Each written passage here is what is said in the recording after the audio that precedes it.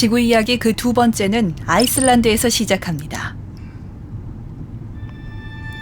나라 이름 그대로 국토 대부분이 얼음에 덮여 있는 얼음나라 아이슬란드. 그런데 자세히 들여다보면 이곳이 대지가 숨을 쉬는 불의 나라에 가깝다는 것을 알게 됩니다. 유네스코 세계 문화유산으로 등재된 황금의 폭포 귀틀포스.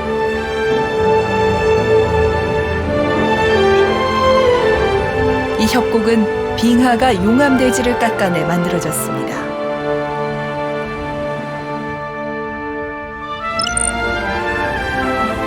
(5분에) 한 번씩 펼쳐지는 분수쇼도 있습니다. 뜨거운 지하수가 40m 높이로 솟구치는 간헐천은 진기한 볼거리입니다.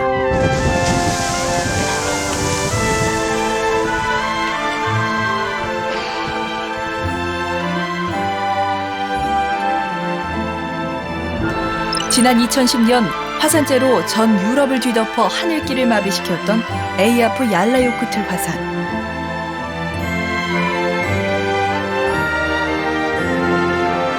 아이슬란드에서 화산 분화는 일상다반사입니다. 아이슬란드 자체가 화산 분화로 생겨난 땅이기도 한데요.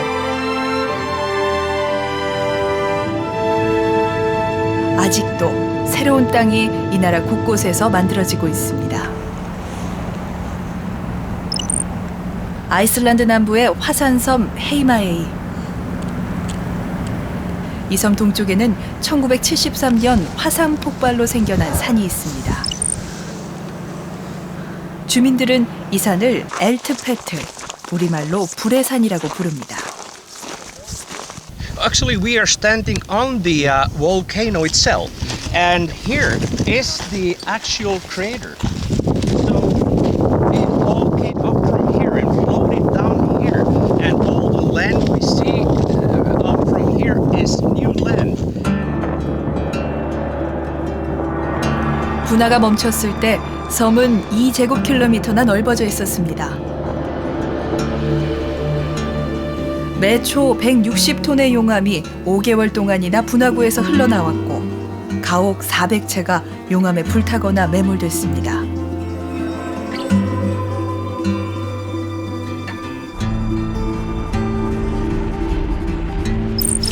당시 용암은 마을 외곽의 갈라진 틈을 따라 분출했는데 그 틈의 길이가 무려 2.5km. 마치 불로 장벽을 쌓은 듯 했습니다. When I came out, there was like a firewall, huge firewall, not so far away, and it was so warm, even though it was in the middle of the winter, that I felt the heat on my skin. 섬 전체가 용암에 휩싸여 피할 곳이 없었습니다. 마침 부두에 악천후로 출항하지 못한 어선들이 있어 주민 5,300명을 섬 밖으로 피난시킬 수 있었는데요.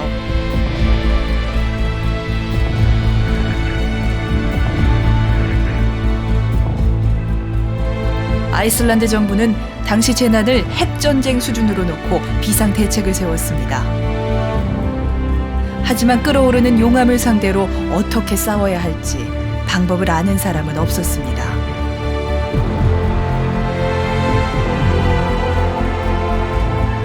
여러 논의 끝에 바닷물을 끌어와 분사하기로 결정합니다. 총 30km의 호스와 43개의 펌프가 용암 진압에 사용됐습니다.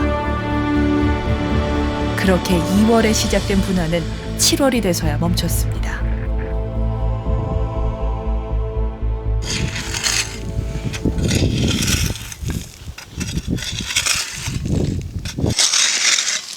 그 후 40년, 새로운 땅에선 새로운 요리법이 생겨났습니다.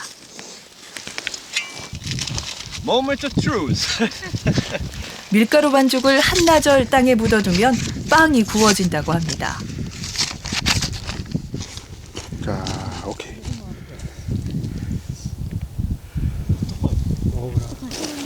과연 그 맛은 어떨까 궁금해지는데요. Delicious. It is good. How did you make it? Well, the heat is good enough. It's like in an oven, or even better. I mean, the temperature here is, on many locations up to 300 degrees on only 20 centimeters deep. However, 5 years ago, the temperature was over 500 degrees, so it's of course cooling down.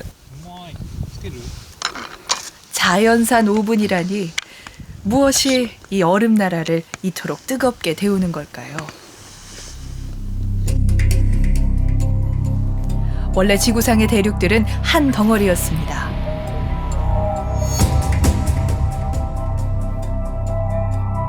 하지만 이 거대한 대륙판은 조각조각 갈라지고 부딪히며 이동하기 시작합니다. 그리고 마침내 현재의 모습을 갖추게 됩니다.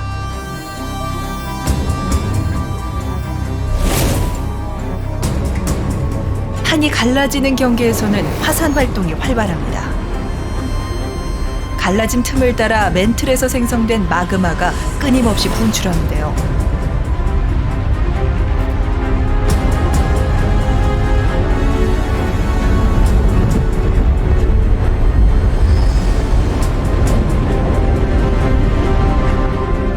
아이슬란드는 갈라지는 판의 경계 그 한가운데에 위치하고 있습니다.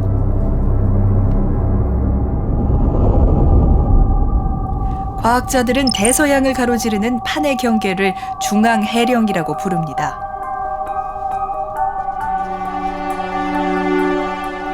지구상에 있는 대부분의 판의 경계는 바다 아래에 있지만 아이슬란드의 판의 경계는 육지 위로 드러나 있습니다.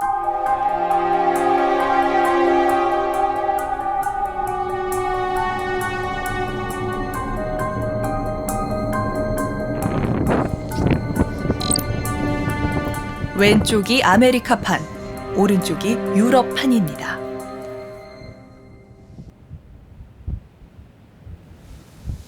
이 판의 경계는 매년 손톱만큼씩 양옆으로 벌어지며 아이슬란드를 뜨거운 화산지대로 만들고 있습니다. And most of the ocean ridge is ocean ridge, it's under seawater. But when you come to Iceland, it submerges, comes up and creates an island. And the reason for island is a hot spot from mantle, or deep down from the mantle. So it's more volcanic productivity in Iceland than on the ocean floor. 중앙해령이 만들어낸 아이슬란드의 나이는 1600만 년. 46억 년 지구에서 가장 어린 대지입니다. 태초의 지구가 이런 풍경이 아니었을까요? 아이슬란드에 머물다 보면 화산이 축복일 수도 있다는 걸 알게 됩니다. 세계 최대 규모의 노천 온천 블루라군.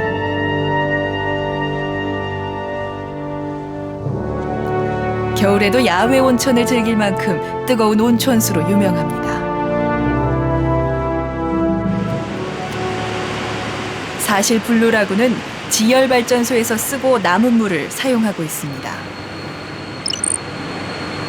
아이슬란드는 전 세계에서 지열발전소가 가장 많은 나라입니다.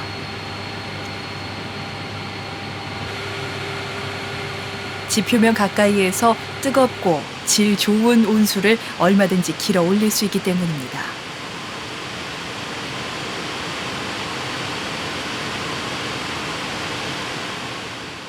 Below 700 meters, we find this geothermal hot brine. Actually, it's actually seawater with all the minerals that are in seawater that is very hot. And here at Svartsengi, the temperature of that liquid is 243 degrees Celsius. And we use that brine, we use the steam of this hot water to produce electricity. 발전하고 남은 온수는 여전히 뜨거워 섭씨 100도가 넘습니다. 이 물이 블루라군과 일반 가정집에 공급되는 겁니다.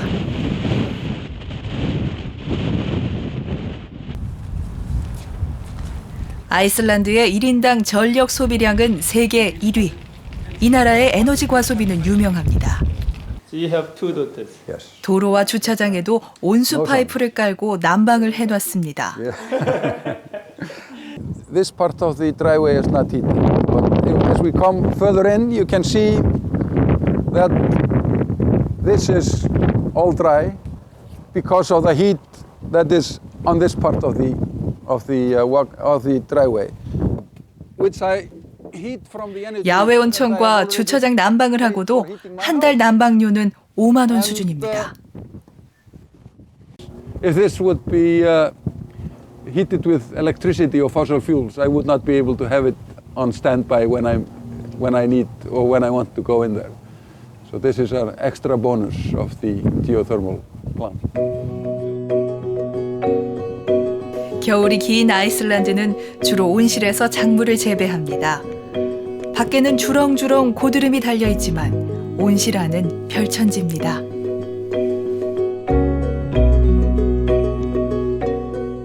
온실 역시 지열발전소에서 공급하는 전기와 난방으로 가동되는데요. 손을 데일 정도의 뜨거운 온수 덕분에 열대 과일까지 재배할 수 있습니다. 얼음 나라에서 재배되는 바나나라. 얼음과 불이 공존하는 아이슬란드를 상징하는 것 같은데요. They are trying different varieties, you know, and as well as technology is getting better, we are also getting more heat here each year. You know, it's getting warmer like everywhere in the world. So with that, we're also getting more possibilities of growing different things. 아이슬란드는 전체 난방의 90%, 전기의 30%를 지열 에너지로 공급합니다.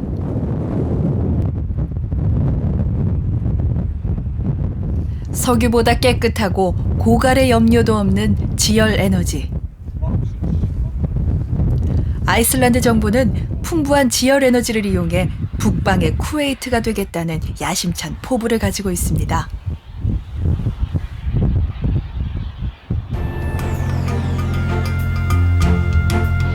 그 일환으로 지하 5,000m까지 파내려가는 프로젝트가 진행 중입니다.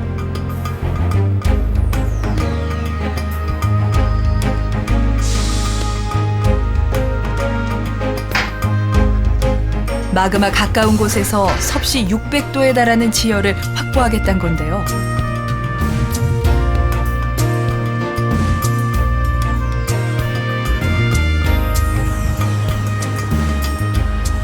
이 프로젝트가 성공하면 기존 지열발전소의 10배에 달하는 전력을 생산할 수 있다고 합니다.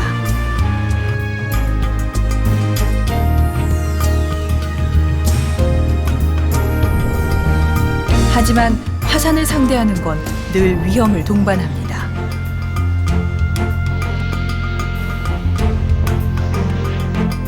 Drill down, and we felt the drill string was sort of lifted. We didn't know why, and it got stuck, and people tried to get the drill string out, but it was stuck. So we had to cut it and put down cement, and then drill out of the well, and again into the magma, and the same happened again. 2009년 지하 2,100m에 있는 900도의 마그마를 건드리는 아찔한 사고가 발생했습니다.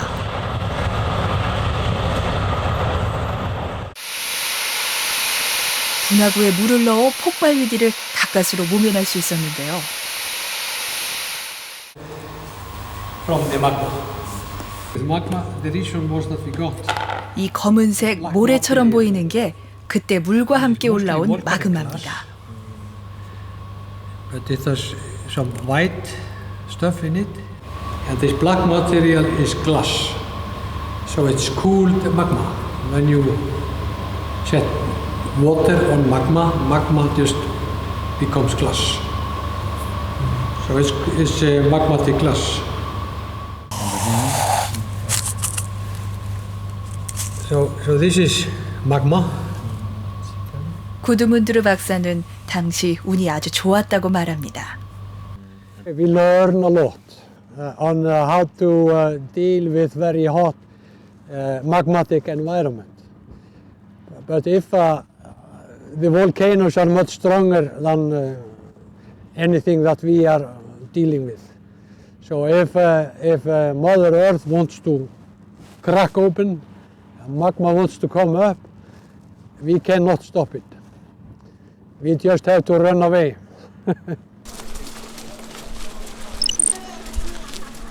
이번엔 유럽의 화약고 이탈리아로 떠나봅니다. 이탈리아 베수비오 화산. 우리에겐 화산 폭발과 함께 사라진 도시 폼페이 유적으로 더 유명한데요.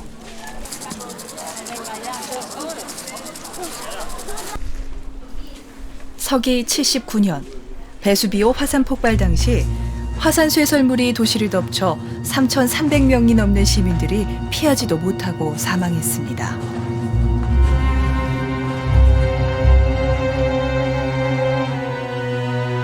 마지막 분화는 1944년. 베수비오는 여전히 활화산입니다.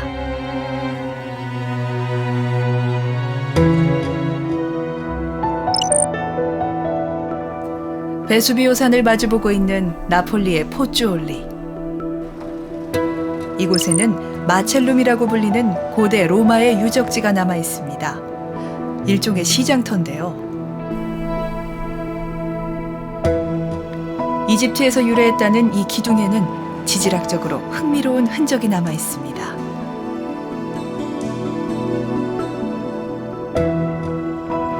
밑동에 보이는 게 조개의 서식 흔적입니다. 한때 바닷물이 이 높이까지 차올랐다는 뜻인데요. E fin dall'inizio destò molto interesse perché quei segni scuri che vedete sulle colonne sono lasciati dal livello del mare, che quindi indica che nei secoli, da 2000 anni fa, quando è stato costruito dai Romani, fino ad adesso il livello del mare è cambiato su queste colonne. 바닷물의 높이가 10m가량이나 오르내리는 것은 땅 아래 수증기 때문입니다. 실제로 나폴리 곳곳에서는 마치 증기기관차의 굴뚝처럼 엄청난 양의 수증기가 뿜어져 나오고 있습니다.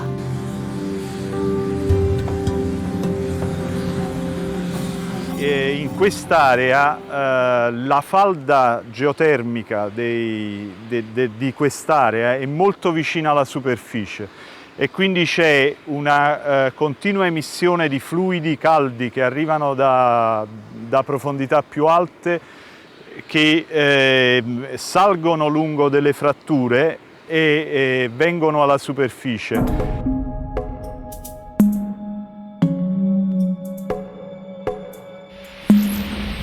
포주올리지가 깊숙한 곳에서 거대한 마그마가 축적되고 있으며 마그마에 데워진 지하수 때문에 지면이 부풀었다 가라앉기를 반복하고 있습니다. 마그마의 양이 더 축적되면 언젠가 압력을 견디지 못하고 마그마가 물과 함께 폭발할지 모릅니다.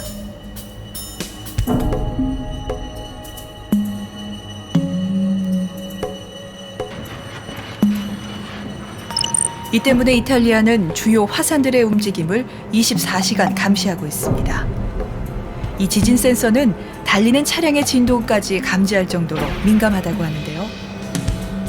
최근 지표면은 상승 추세. 지난 1년간 그 폭이 더 커졌다고 합니다. Noi possiamo vedere in ognuno dei punti in cui ci sono questi sensori il movimento del suolo sia in verticale che in orizzontale. E vediamo che dal 1° novembre dello scorso anno fino ad oggi ci sono stati circa 7 centimetri di sollevamento. 사람들이 느끼지 못하는 사이 땅이 부풀고 있는 것입니다. 이탈리아는 유럽에서 지진 빈도가 가장 높은 나라입니다. 이탈리아 국민의 40%가 지진 위험 지역에 거주한다고 조사됐습니다. 이 불안한 평화는 언제까지일까요?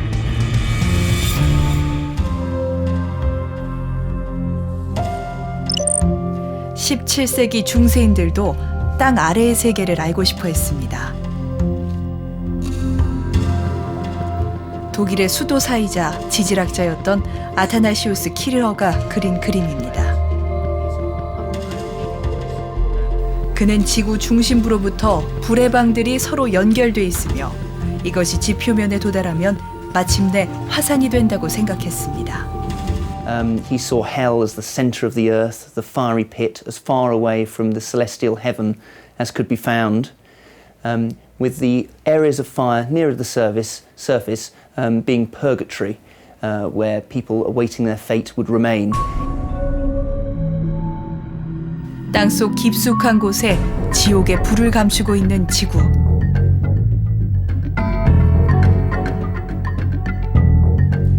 오늘날 과학자들은 지구를 사과에 비유합니다. La struttura della Terra è una struttura abbastanza complicata e può essere paragonata a una mela. Se noi tagliamo la nostra mela, abbiamo diversi strati. Lo strato più sottile può essere paragonato alla crosta della Terra, che è circa l'1% di tutta la massa. Il secondo strato che troviamo nella mela può essere paragonato al mantello, che è circa metà della grandezza di tutta la Terra. Alla fine il terzo strato, il nocciolo della mela, può essere paragonato al nucleo della Terra.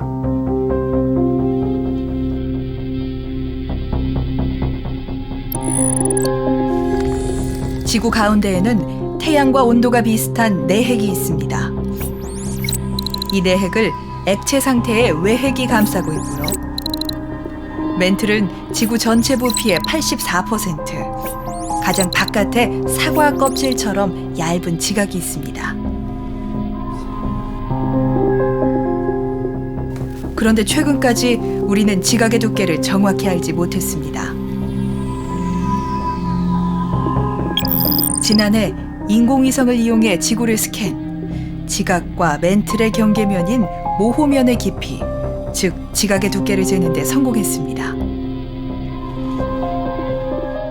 Come si può vedere, allora la mappa a seconda del colore descrive la profondità della Moho. Come si può vedere nella zona himalayana, nell'altopiano del Tibet, la Moho è molto profonda fino a 100 km, così come in tutte le zone montuose si vedono le Ande, le Alpi, eccetera. Nelle zone oceaniche la Moho si assottiglia molto fino a uno spessore di circa 10 km e quindi in questa mappa vediamo tutto blu. 해양과 산악지대의 지각 두께가 다르게 나타나는 이유는 뭘까요? E c'è questa discontinuità tra crosta e mantello che è la superficie di Morovic, la Moho. Qui si vede molto bene quello che dicevo prima, la Moho si assottiglia molto sotto il mare e diventa più spessa sotto le montagne. Questo è dovuto al fatto che il peso delle montagne sta schiacciando la crosta sul mantello e quindi la Moho è portata a diventare più profonda. 화산 활동은 지각판의 이동과 깊이 관련돼 있습니다. 이런 화산은 아이슬란드처럼 땅이 갈라지거나 불의 고리처럼 땅이 침강하는 지역에서 발생하는데 폭발력이 강한 게 특징입니다.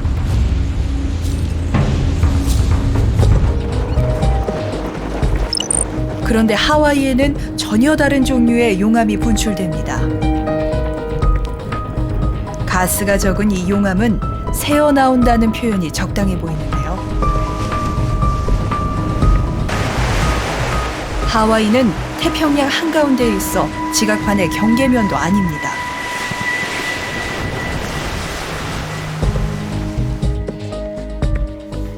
과학자들은 하와이의 용암이 지구의 핵에서 생겨나는 것이라고 추정하고 있습니다.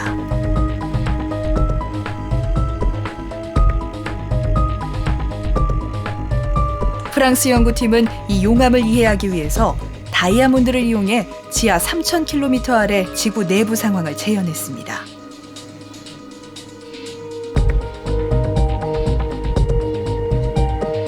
Avec des cellules diamant, on peut faire 1 million d'atmosphères, même plus maintenant, 1,5 million d'atmosphères, c'est-à-dire jusqu'à l'intérieur du noyau.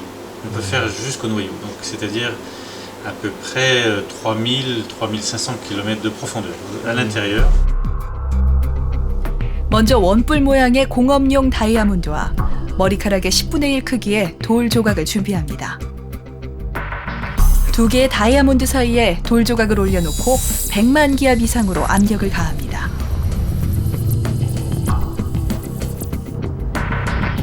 다음은 온도를 높이기 위해 방사광 가속기를 이용해야 합니다. 방사광이란 전자가 빛의 속도로 원운동을 할 때 발생되는 전자기파를 말하는데요. 이 가속기를 거치면 지구 핵의 온도로 추정되는 섭씨 4000도 이상의 온도를 맞출 수 있습니다.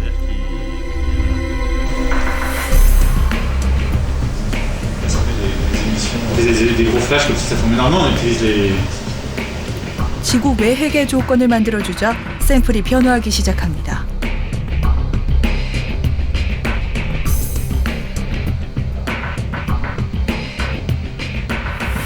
Il y a une très forte augmentation de la température. Le noyau est très chaud et donc assez proche, à quelques centaines de kilomètres, 200-300 km au-dessus du noyau, dans le manteau. La température devient très très forte. Et là on a 1,3 million d'atmosphères et on a 3500-4000 degrés. Et là il y a une fusion on appelle partielle, c'est-à-dire il y a certains éléments. 연구 결과 외핵 부근에서 암석이 녹으면서 매우 가벼워진다는 걸 알게 됐습니다. 가벼워진 액체는 2,900km 고체 멘트를 뚫고 지구 표면까지 천천히 올라와 분출하게 됩니다.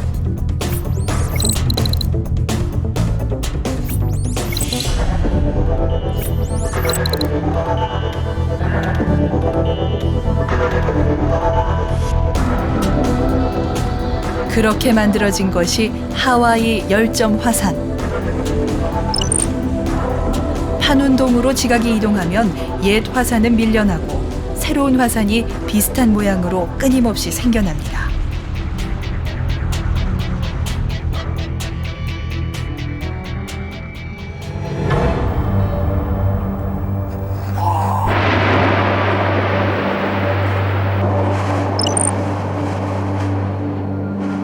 문제는 과연 언제 화산이 폭발하는가입니다.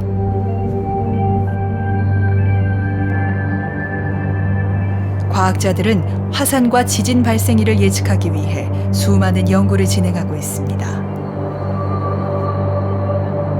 언제나 분화할 준비가 되어 있다고 알려져 있는 유럽 최대의 화산, 이탈리아 에트나.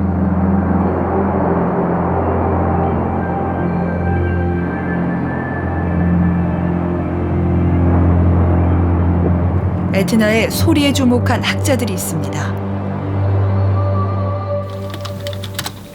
이탈리아의 도메네코 씨. 그는 지진파를 소리로 바꾸는 프로그램을 만들었습니다. 지진파를 눈이 아니라 귀로 확인하겠다는 겁니다. From one of the instruments we placed on the surface of Mount Etna, we take them and through this portal we let them be converted into music. 이 작업은 빈 오선지에서 출발합니다. 발생한 지진파를 오선지에 얹은 후 지진파를 따라 음표를 그려 넣습니다. 지진파가 음악이 되는 겁니다.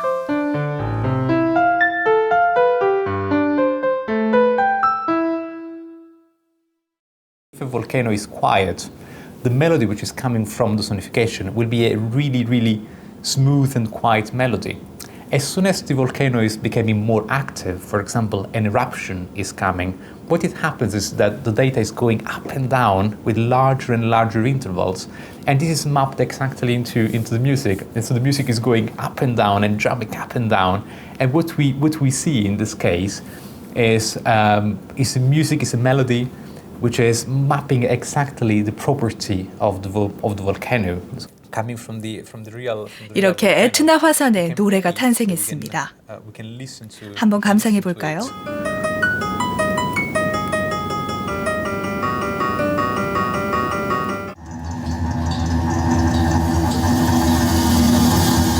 화산에 분화 조짐이 있을 때 소리입니다.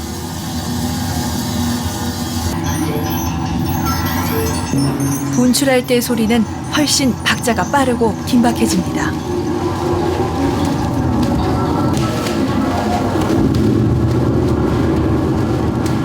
전 세계 화산을 대상으로 소리의 규칙을 찾아낸다면 언제 분화할지 예측도 가능해지겠죠. So I'm really quite confident that in future we might be able, just by listening or studying the sound of volcanoes, to actually make predictions.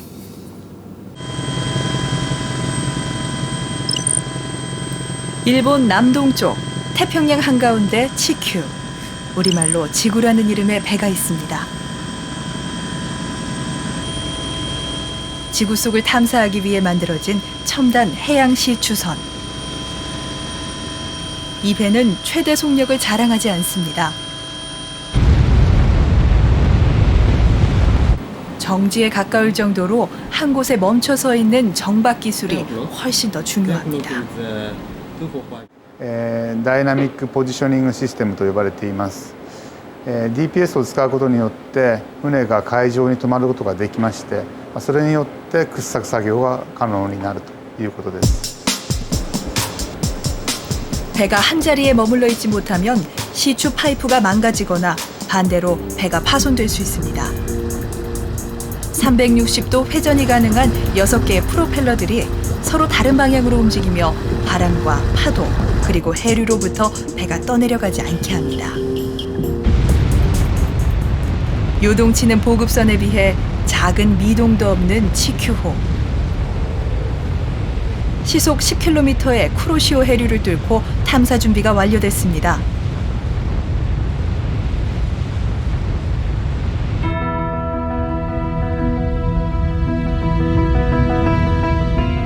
올해 치큐호의 임무는 일본 앞바다 난카이 해구를 조사하는 겁니다.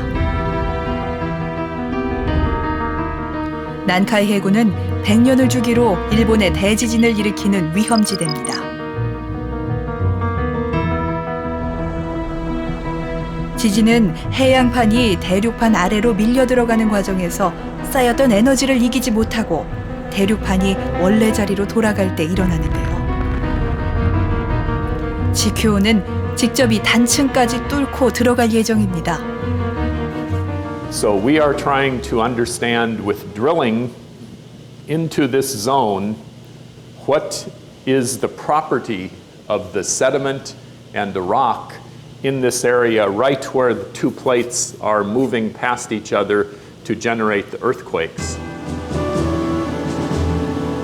치큐팀의 난카이 해구 탐사는 2007년부터 시작됐는데요.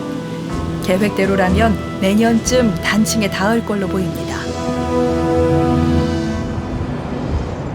이번 탐사의 주인공이라고 할 수 있는 시추 파이프들입니다.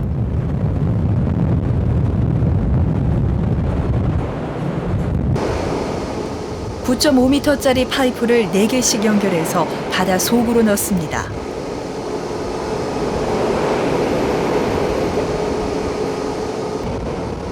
이번 탐사의 목표 지점인 지하 5.5km를 뚫기 위해서는 최소 580개의 파이프가 필요합니다.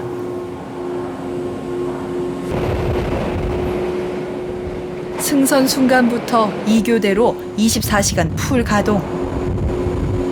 하루 대략 5억 원이 넘는 막대한 운영비가 들어가기 때문에 비가 오나 눈이 오나 강행군입니다.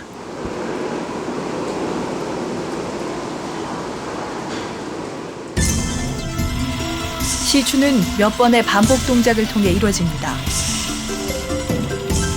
먼저 시추 지점까지 파이프를 안전하게 내린 뒤 그 파이프 속에 땅을 파내려갈 드릴 비트를 내려보냅니다.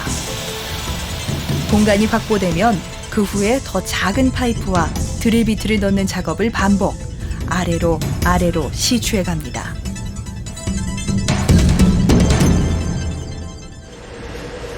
난카이 해저 지각 시추는 국제 공동 프로젝트로 추진되고 있는데요. 미국, 일본 등 22개국이 참가하고 있습니다. 지질학에서부터 해양 생물학 등 다양한 분야의 과학자들이 시추하면서 캐낸 흙, 즉 코어를 연구합니다. 우리나라도 1996년부터 활동 중인데요. 이번 탐사에는 한국지질자원연구원 송인선 박사가 참여했습니다. 지질학자인 송 박사는 해저 지각의 성분과 자기장 반응 등을 연구하고 있습니다. 과거에 어떤 환경에서 퇴적이 됐는지, 그리고 어떤 환경을 거쳐서 지금까지 왔는지, 그리고 지금은 어떤 환경 하에 있는지, 이런 것들을 물성을 가지고 우리가 과학적으로 분석을 할 수가 있게 됩니다. 인간의 DNA처럼 심해에서 시추한 코어들은 수많은 암호를 품고 있습니다. 이 암호를 풀면 언젠가 화산과 지진의 비밀도 풀 수 있을지 모릅니다.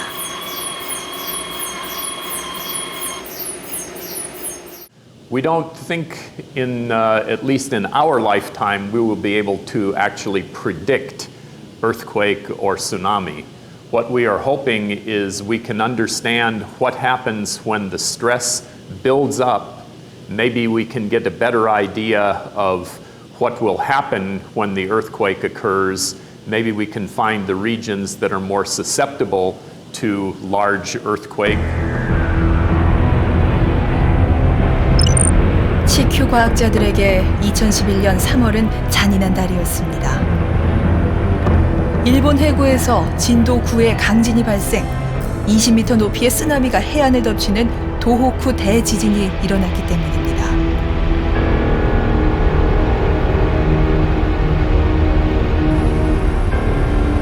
당시 과학자들은 이 지진을 사전에 예측하지 못했습니다.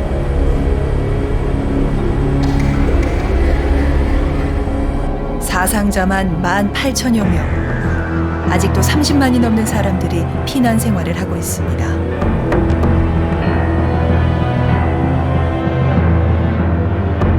치큐호는 이 쓰나미를 일으킨 일본 해구를 탐사하기로 했습니다. 지진이 발생한 일본 해구는 바다 깊이만 7,000m. 지진을 일으킨 단층까지 약 1,000m를 더 뚫어야 합니다.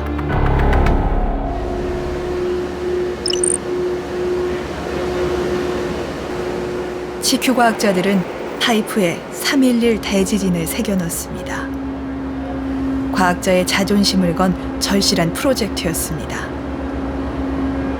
この目的が、東北の襲った大地震を解明するということで、それに参加できて非常に光栄に思っています。で僕らは、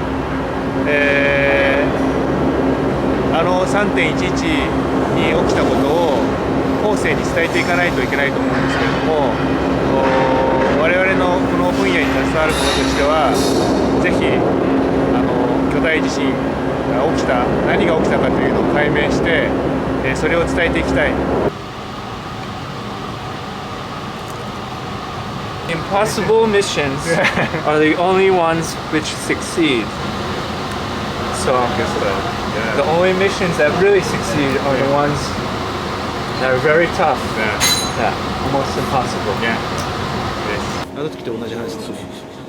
생각해보면 모든 과학적 성과들은 불가능해 보이는 꿈에서 출발한 것들입니다.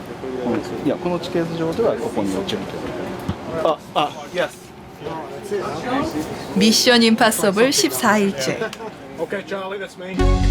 드디어 7,000m 아래 해저 바닥이 모습을 드러냈습니다.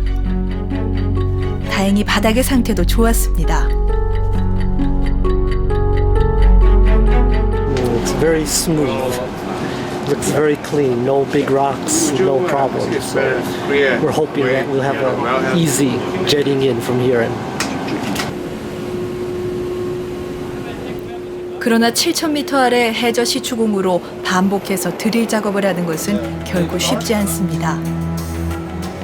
해저는 빛이 들지 않는 암흑소. 오직 무인 카메라에 의존해 시추정을 찾아 드릴비트를 넣어야 합니다. 20층 높이의 빌딩에서 실 한 가닥을 내려 바늘귀에 꽂는 것과 같습니다.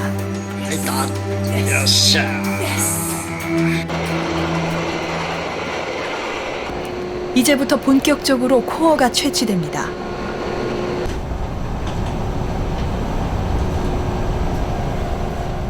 그리고 드디어 7,569m 단층이 있을 것으로 예상되는 지점입니다.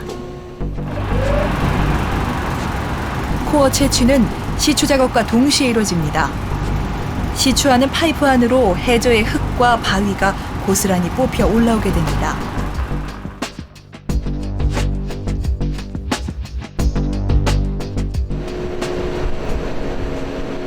마침내 코어가 GQ선 위에 모습을 드러냈습니다.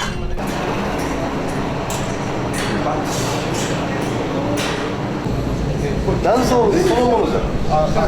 단소 そのもの。단소 そのもの。じゃそのもの。これです。上と下を。そうなんだ。これがそうなの。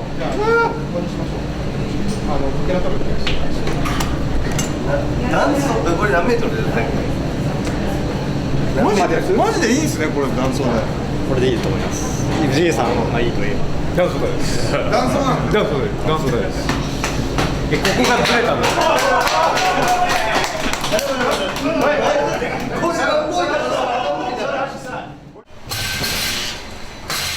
과학자들과 엔지니어 모두 흥분을 감추지 못합니다. 気をつけて。赤ちゃんのようなやつ。赤ちゃんのように。そう。最初にガタガタガタガタ。我が子だと思って。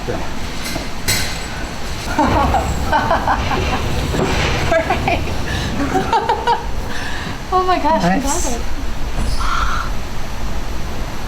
Oh, wow. Yeah. Like art? Yeah, it's pretty. But this is amazing. This is it, eh? Oh my god. 무수한 균열은 이곳에서 지각운동이 활발했다는 증거. 도호쿠 대지진을 일으킨 바로 그 단층입니다.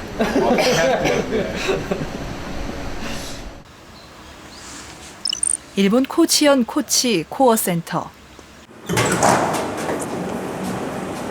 도호쿠 대지진의 단층을 비롯해 GQ에서 시추한 코어들이 보관돼 있습니다. 온도는 영상 4도, 습도는 70%. 코어가 변질되지 않도록 심해저 환경에 최대한 가깝도록 유지되는데요. 이 코어는 발생 연대 등을 확인한 뒤 절반은 후대를 위해 보관하고 나머지는 연구자들에게 공개됩니다.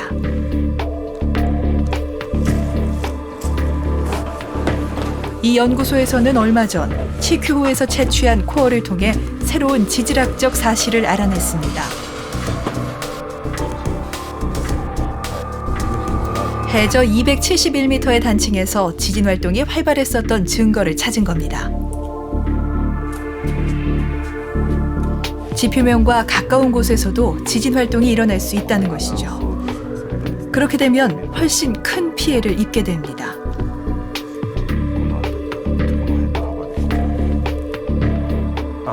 今まではですね、プレートが沈み込んでいく、沈み込んでいるところで地震が起きるんですが、それが割と深いところだけ地震を起こすだろうと思っていたんですが、そうではなくて、それが浅いところまで、こういうところまで断層が一気に動いているとすると、その地震の起きる範囲が当然今まで思っていたよりも広いという可能性がある。当然地震の起きる範囲が広くなると津波の起きる範囲も広くなるということで。 이 작은 코어 하나가 지질학 책을 새로 쓰게 할지도 모르겠습니다. 현재 이곳에 저장된 코어는 모두 17만 개, 총 연장 93km에 달합니다. 이곳에 저장된 코어는 93km 길이의 지질학 책인 동시에 재난에서 인류를 구원하려는 과학 정신의 산물입니다. 그리고 과학자들의 도전은 계속될 겁니다.